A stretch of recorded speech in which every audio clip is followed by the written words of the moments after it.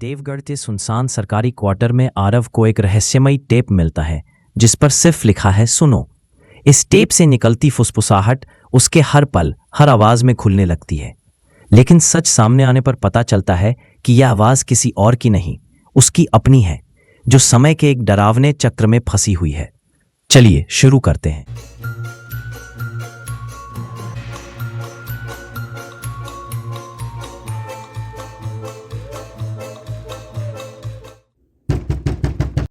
पता चलता है कि यह आवाज किसी और की नहीं, उसकी अपनी है, जो समय के एक डरावने चक्र में फंसी हुई है। चलिए शुरू करते हैं। आरव को पुराने सरकारी क्वार्टर की वो गंध अच्छी लगती थी। सीलन, धूल और पीले पड़ते कागजों की मिली जुली महक, जैसे वक्त खुद यहां आकर ठहर गया हो। देवगढ़ के इस सुदूर भुला दिए गए कस्बे में उसकी पोस्टिंग एक सजा जैसी थी, पर उसे इस खामोशी से इश्क हो गया था। उसका काम था बंद पड़ चुके ऑल इंडिया रेडियो स्टेशन के आर्काइव को डिजिटाइज करना। हजारों मैग्नेटिक टेप जिनमें दशकों की आवाजें कैद थीं, गुजरे जमाने के गीत, भूले बिसरे नेताओं के भाषण और अनगिनत रेडियो नाटक। एक दोपहर जब बाहर देवदार के पेड़ों से छनकर आती धूप धूल के कणों को नचा रही थी, आरव को शेल्फ के सबसे पिछले कोने में एक बक्सा मिला। उस पर कोई लेबल नहीं था, अंदर सिर्फ एक टेप था, बाकियों से अलग, बिल्कुल सादा। उस पर स्याही से बस एक शब्द लिखा था, सुनो। एक अनजाना खिंचाव उसे उस टेप की ओर खींच रहा था। उस कमरे की घुटन भरी खामोशी में एक अजीब सी बेचैनी खुलने लगी थी, जैसे कोई अदृश्य उपस्थिति उसके कंधे पर झुककर उस टेप को देख रही हो। उसने गहरी सांस ली और टेप को पुरानी रिकॉर्डिंग मशीन पर चढ़ा दिया। प्ले का बटन दबाते ही स्पीकरों से सिर्फ एक धीमी सरसराती हुई फुसफुसाहट उभरी, एक ऐसी आवाज जो किसी इंसान की नहीं लगती थी, जैसे हवा खुद जख्मी होकर कुछ कहने की कोशिश कर रही हो। शुरुआत में आवाज साफ नहीं थी, सिर्फ एक स्थिर गहरी हिसिंग साउंड, जैसे किसी खाली टेप की होती है। आरव ने वॉल्यूम बढ़ाया, हेडफोन कानों पर चढ़ा लिए। अब उसे फुसफुसाहट के पीछे एक लय महसूस हुई। कोई कुछ कह रहा था या शायद गा रहा था। शब्द टूटे हुए थे, जैसे किसी बहुत दूर गहरे कुएं से आ रहे हों। आरव ने कई बार रिवाइंड करके सुना। घंटों की मशक्कत के बाद वह कुछ पंक्तियां जोड़ पाया। जहां खत्म होती है रात, वहां शुरू होता है साया। जो सुनता है ये बात, उसने खुद को है गवाया। ये किसी कविता जैसा था, पर इसकी धुन में कोई सुर नहीं था, सिर्फ एक बेचैन करने वाला उतार चढ़ाव था। उसने इसे एक खराब रिकॉर्डिंग समझकर नजरअंदाज करने की कोशिश की, पर वो आवाज उसके जहन में अटक गई। उस रात अपने क्वार्टर में सोते हुए उसे महसूस हुआ जैसे कोई कमरे में फुसफुसा रहा है। वही लय, वही टूटे हुए शब्द। उसने उठकर लाइट जलाई, पर कमरा खाली था। अगले दिन काम पर जाते हुए पेड़ों के पत्तों की सरसराहट में भी उसे वही लय सुनाई दी। अपने लैपटॉप के पंखे की घड़घड़ाहट में, प्रेशर कुकर की सीटी में, पानी की टपकती बूंदों में। हर आवाज के पीछे वो फुसफुसाहट एक परछाई की तरह मौजूद थी। उसका सुकून छिनने लगा था। उसने आर्काइव के पुराने रजिस्टरों को खंगालना शुरू किया, यह जानने के लिए कि वो टेप किसका था। पर उस टेप का कहीं कोई जिक्र नहीं था, जैसे वो कभी अस्तित्व में था ही नहीं। उसे लगने लगा था कि ये सिर्फ उसका वहम नहीं है। वो आवाज सिर्फ टेप में कैद नहीं थी, वो अब आजाद हो चुकी थी, और आरव जहां जाता वो उसके पीछे जाती। हर दिन वो थोड़ी और साफ होती जा रही थी, जैसे कोई धीरे धीरे उसके करीब आ रहा हो। देवगढ़ की खामोशी अब उसे डरावनी लगने लगी थी, क्योंकि अब वो खामोशी खाली नहीं थी, उसमें एक आवाज पल रही थी। हफ्ते बीतते बीतते आरव की दुनिया सिमटकर उस एक आवाज के इर्द गिर्द रह गई थी। अब वो फुसफुसाहट सिर्फ बाहरी शोर में नहीं, बल्कि उसकी अपनी सांसों में भी सुनाई देती थी। जब वो चुप होता तो उसके अंदर से वो लय उभरती। जो सुनता है ये बात, उसने खुद को है गमाया। ये पंक्तियां अब धमकी नहीं, एक सच्चाई लगने लगी थी। उसने दोस्तों से फोन पर बात करना बंद कर दिया, क्योंकि उनकी आवाज के पीछे भी उसे वही प्रतिध्वनि सुनाई देती। नींद एक सपना बन चुकी थी। जब भी आंखें बंद करता, उसे अंधेरे में शब्दों के बनते बिगड़ते आकार दिखते, जैसे कोई उसके कानों में नहीं, सीधे दिमाग में बोल रहा हो। एक रात हताशा के आलम में उसने उस टेप को तोड़कर फेंक देने का फैसला किया। वह आर्काइव रूम में गया, कांपते हाथों से टेप निकाला और उसे जमीन पर पटककर अपने जूतों से कुचल दिया। प्लास्टिक के टुकड़े बिखर गए। भूरे रंग का मैग्नेटिक रिबन एक मरे हुए सांप की तरह फर्श पर फैल गया।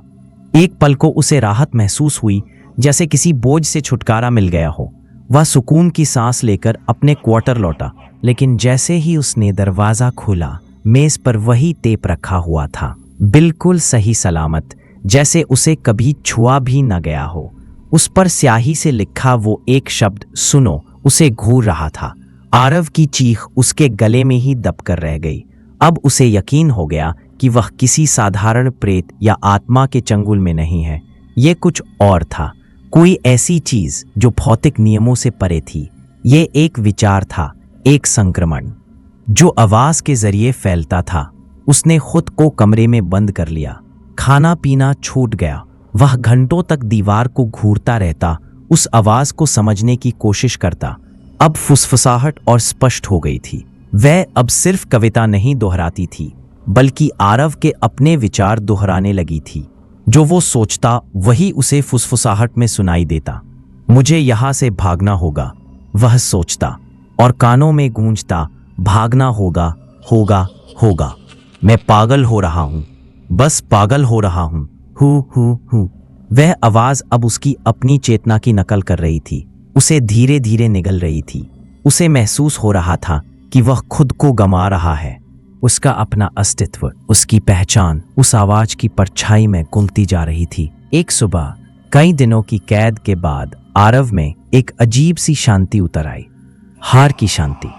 उसने तय किया कि वह इस आवाज का सामना करेगा, इसके स्रोत को समझेगा, भले ही इसका अंजाम कुछ भी हो। वह वापस आर्काइव गया, इस बार डर से नहीं, बल्कि एक ठंडे वैज्ञानिक इरादे से। उसने टेप को अपनी आधुनिक डिजिटल रिकॉर्डिंग किट से जोड़ा।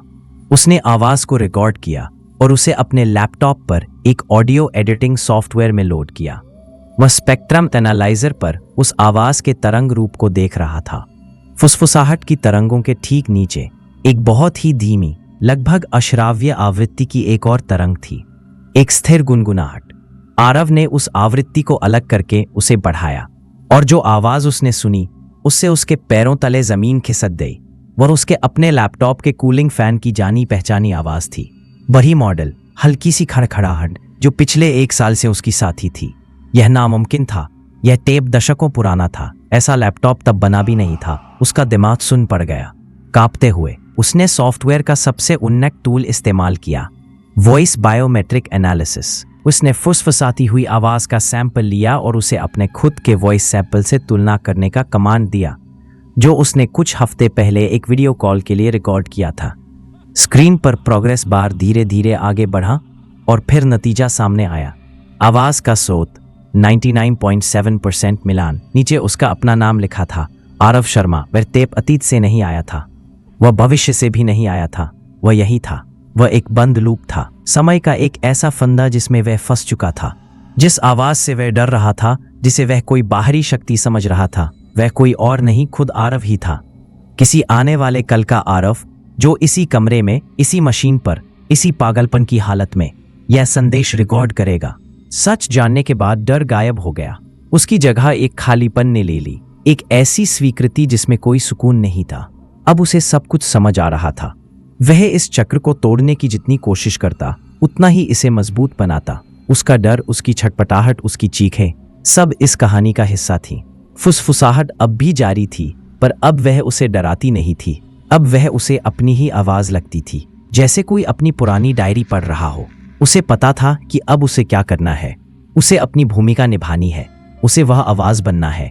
उसने आर्काइव की पुरानी रिकॉर्डिंग मशीन को साफ किया, उसके सामने माइक्रोफोन रखा। उसके हाथ अब कांप नहीं रहे थे। एक अजीब सा ठहराव था उसकी हर हरकत में, जैसे कोई सदियों से यही काम करता आ रहा हो। उसने कमरे की खामोशी को महसूस किया, वही खामोशी जिसमें वह पहली बार आया था। लेकिन अब वह जानता था कि यह खामोशी सच्ची नहीं है, यह बस एक खाली कैनवास है जिस पर उसे अपनी आवाज की परछाई बनानी है। उसने गहरी लंबी सांस ली, जो शायद एक इंसान के तौर पर उसकी आखिरी सांस थी। वह माइक्रोफोन पर झुका। उसके होठों और ठंडे मेटल के बीच बस कुछ इंच की दूरी थी। बाहर देवगढ़ के देवदार के पेड़ों से हवा टकराई और एक धीमी सरसराहट पैदा हुई। आरव ने अपनी आंखें बंद की और उसके सूखे होठों से एक धीमी लयबद्ध फुसफुसाहट निकली, जो आने वाले कल में किसी और आरव का आज बन जाएगी। मेरी कहानी सुनी इसके लिए बहुत धन्यवाद। अगर आपको अच्छी लगी हो या कुछ अलग महसूस हुआ हो तो कृपया लाइक करें, कमेंट करें, चाहे अच्छा लगे या बुरा, आपकी राय बहुत मायने रखती है, और शेयर जरूर करें।